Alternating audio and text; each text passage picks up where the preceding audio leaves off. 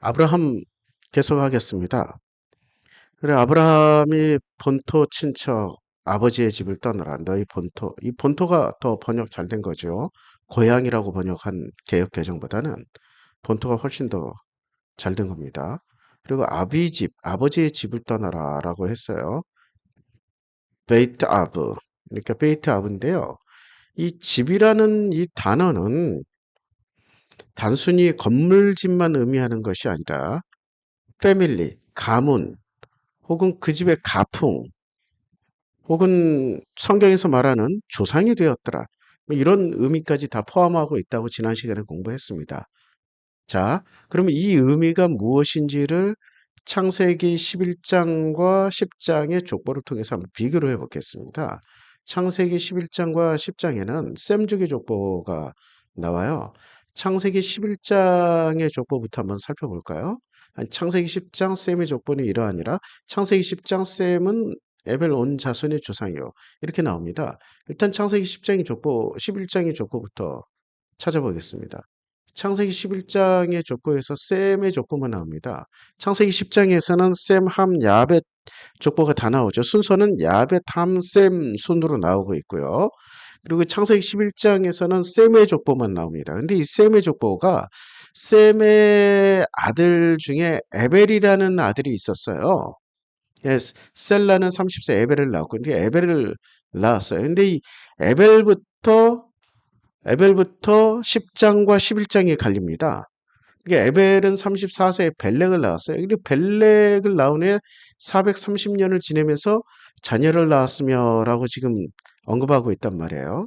근데 창세기 10장에서는 어떻게 이야기하고 있냐면은 창세기 이들은 셈의 자손이니 이렇게 나올 때 셈은 에벨 온 자손의 조상이에요.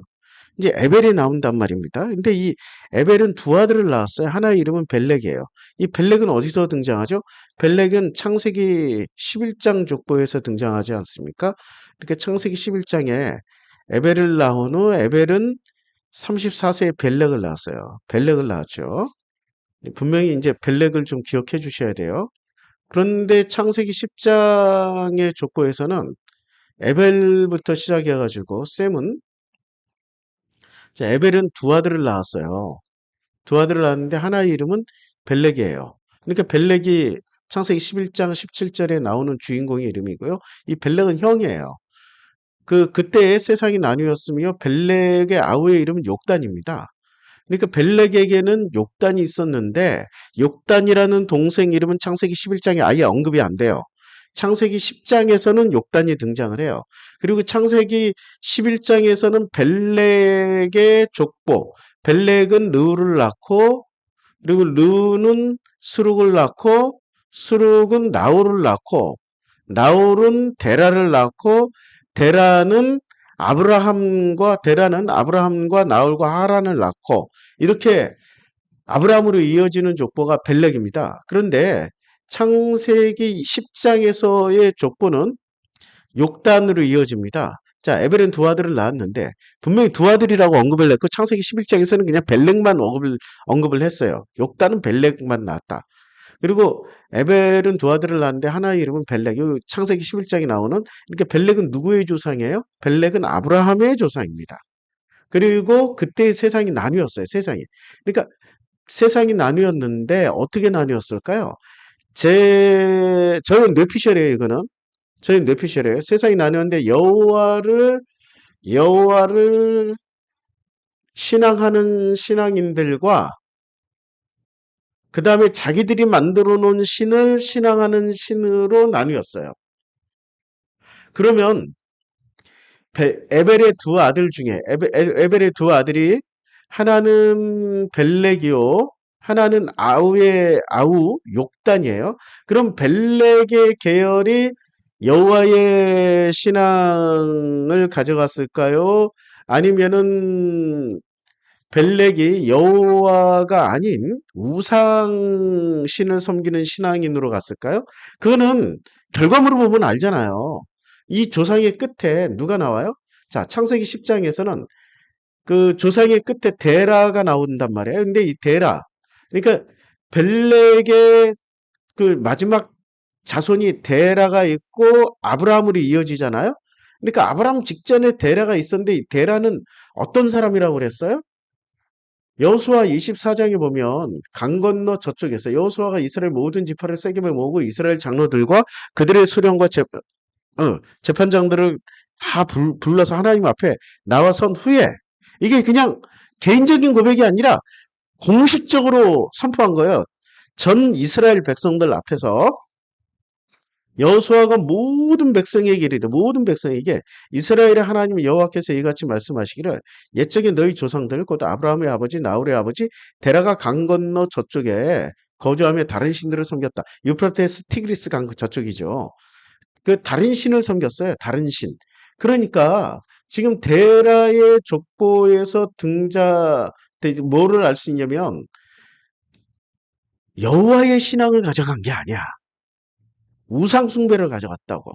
그러니까 에벨의 두 아들 셈족에서 에벨 때에 두 아들을 낳았는데 이때 세상이 나뉘었어요. 그때 세상이 나뉘었는데 어떻게 나뉘었어요? 하나님 여호와를 믿는 신앙인들과 그리고 우상 숭배하는 신앙인들로 셈족이 나뉜 거야. 셈족이 나뉘었는데 벨렉의 결과물로는 벨렉의 그 후손들 중에 데라가 있고 아브라함이 나온다고. 그러면 데라는 우상 숭배하는 자야. 그러면 아브라함은 우상 숭배하던 뱃속에서 갑자기 여호와 신앙이 갑자기 튀어나올 수 있어요? 그럴 수는 없어요. 콩 심은 데 콩 나고 팥 심은 데 팥 난다고. 결국에는 아브라함도 하나님을 믿는 신앙이 아니라 우상 숭배하던 그 신앙을 물려받은 자라고. 이게 이제 그 11장 족보의 결과물이고, 그러면 10장의 족보는 욕단은 알모닷과 셀렉과 핫살마와 하도론과 우살라와 디글라와 오발과 아비말과 스바가 오빌과 하일라와 오밥을 낳았으니 그들이 거주하는 것은 메사에서 스발로 가는 길이 동쪽 산이었더라. 이들은 셈의 자손이 그 족속과 언어와 지방과 나라대로 나뉘었더라. 이들은 그 백성들의 족보에 따르면 노아의 자손, 그러니까 확실하게 누구의 자손이라고 그랬어요? 노아의 자손이라고 얘기를 했단 말이에요.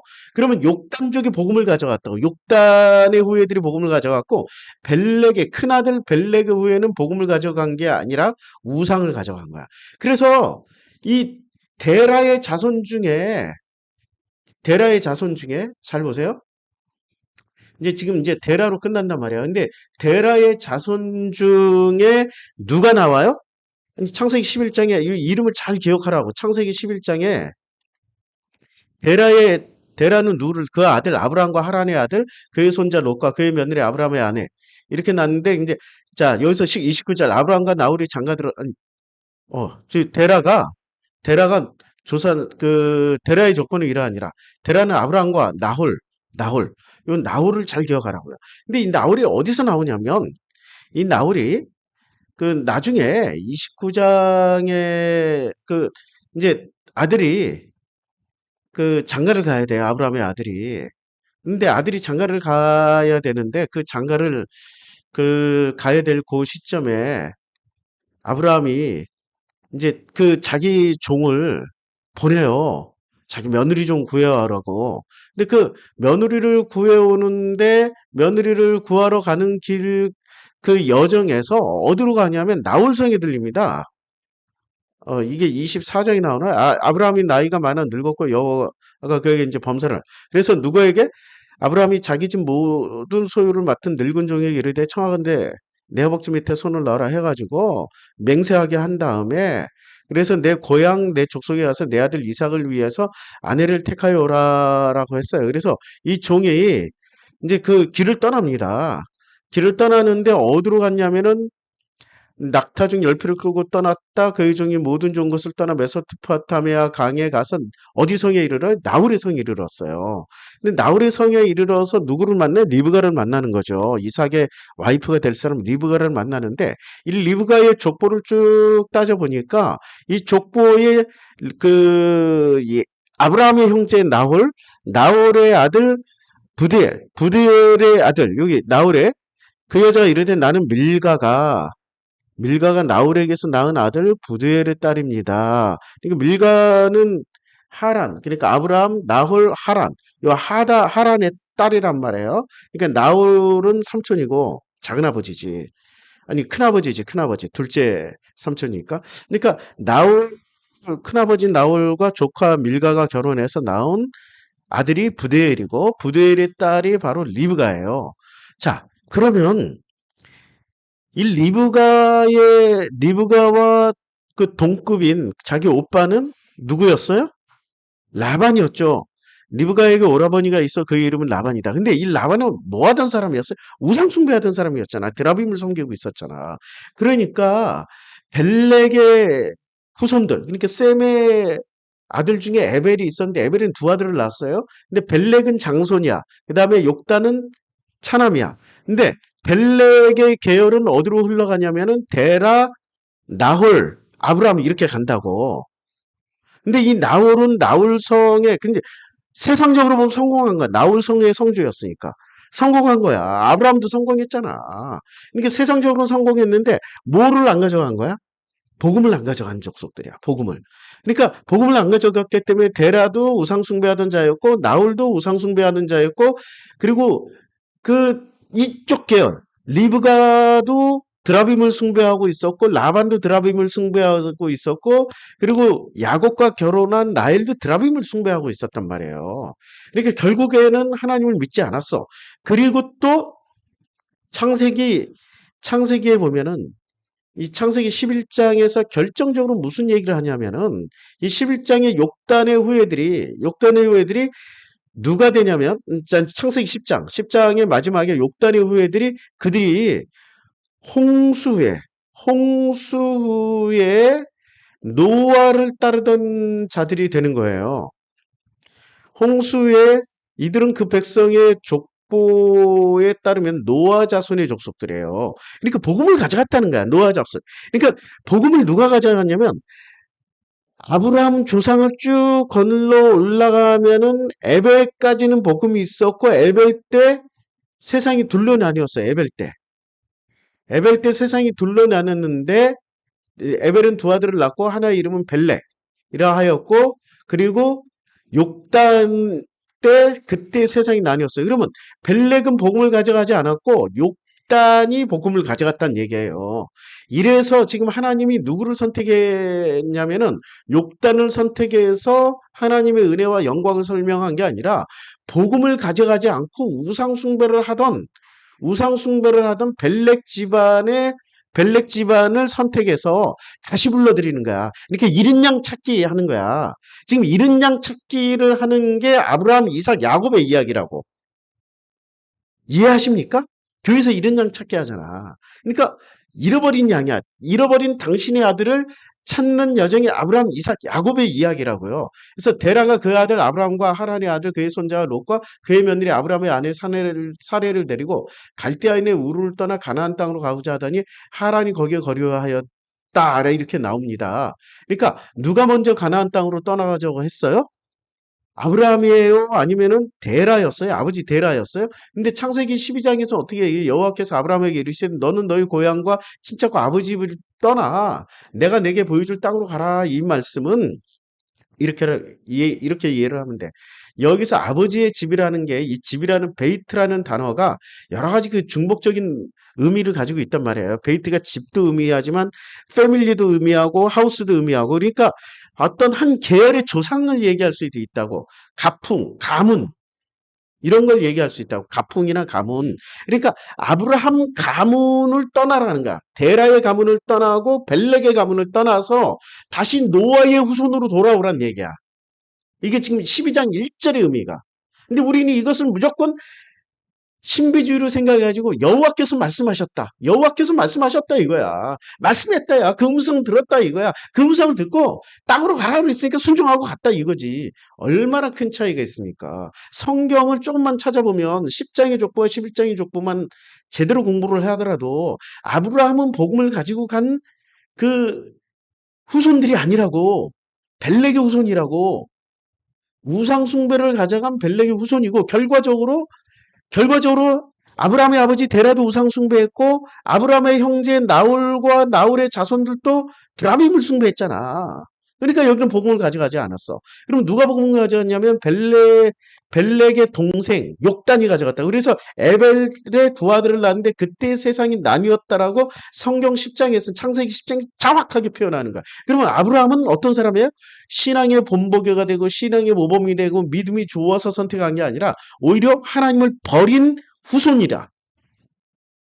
하나님께서 이른 양 찾게 하는 거야. 이른 아들 찾기 운동을 하시는 장면이 아브라함, 이삭, 야곱의 이야기라고요. 다소 충격적이죠? 놀랍죠? 근데 성경을 눈을 뜨고 보세요. 제가 틀린 말 했나? 족보를 다시 한번 눈 뜨고 보시라고요. 누구에게 복음이 갔고 그 결과로 데라가 어떻게 살았고 그리고 나홀의 후손들이 어떻게 살았는지 나홀, 부두엘, 라반, 라헬이 여호와 신앙을 가지고 살았는지 드라뱀 신앙을 가지고 살았는지를 보라고. 오히려 이들은 하나님을 떠나서 자기의 탐심을 쫓아 탐욕을 쫓아 그러니까 타인의 욕망을 욕망하면서 사는 사람들이 되어버렸어요.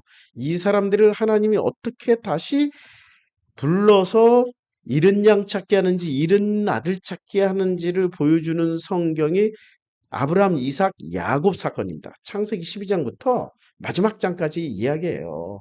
그러니까 전제 조건이 잘못되면 성경을 거꾸로 읽게 돼 있습니다. 근데 전제가 분명하면은 성경을 통해서 우리는 여호와 하나님의 은혜를 체험할 수 있게 됩니다. 놀라지 마시고 끝까지 따라오실 기대합니다.